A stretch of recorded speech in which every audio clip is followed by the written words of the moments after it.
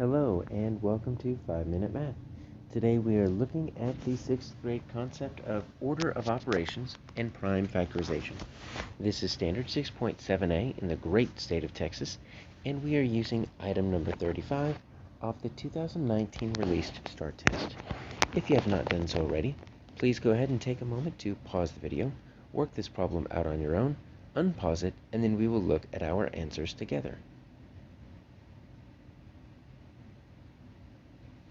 So we have a pretty dense expression here, and we need to find one that is equivalent to that. So in order for us to get started, let's go ahead and make sure we remember our order of operations. So please excuse my dear Aunt Sally is how I'm always thinking of it, and that means we're going to start with our parentheses, and then our exponents. And as we move on from that, remember that multiplication and division are both equal. They are inverse operations.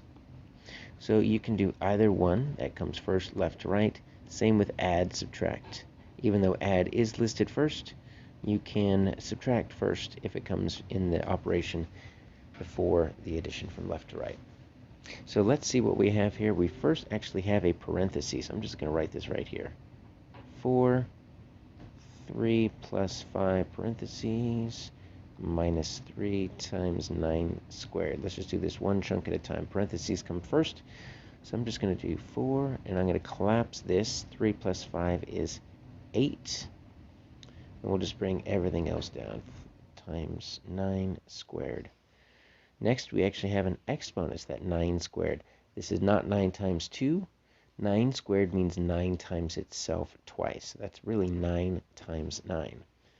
So 4, parentheses 8, times, so we have to know 9 squared makes 81, and if we don't know that, that's going to be a big problem. That's going to end up messing us up. And so if you actually take a look what we have right here. We actually have this as an answer. That is our answer, D, 4 times 8 minus 3 times 81. So we actually don't even need to go any farther than that. We actually have our answer of D. But let's just go ahead and keep collapsing that, and let's see what we have here.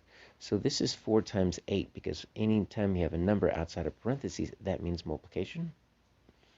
So we have 32 minus 3 times 81. And this is also multiplication, so I'm going to do that 3 times 81. That's going to be 243.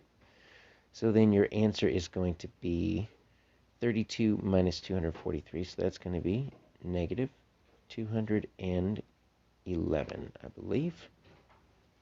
And so that's what this simplifies down to, is that negative 211.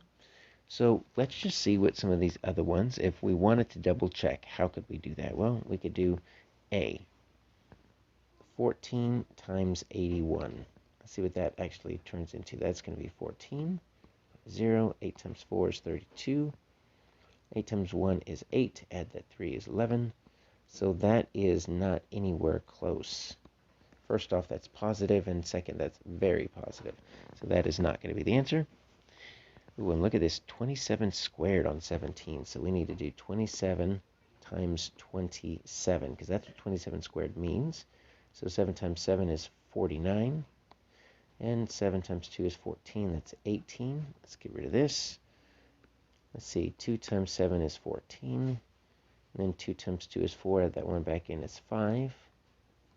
So that's 9. That's 12. So 729. So this is 17 minus, that's 729. So that's going to be negative 712. Well, at least it's negative, but it's still wrong. And then this last one, that's just going to be very, very small. It's going to be negative. It's going to be very, very small. We've got the 12 plus 20 minus 54, so we can do this addition first. That's going to be 32 minus 54. And so that's going to end up being negative 22. So, like I said, close, but not quite. Our answer is going to be D.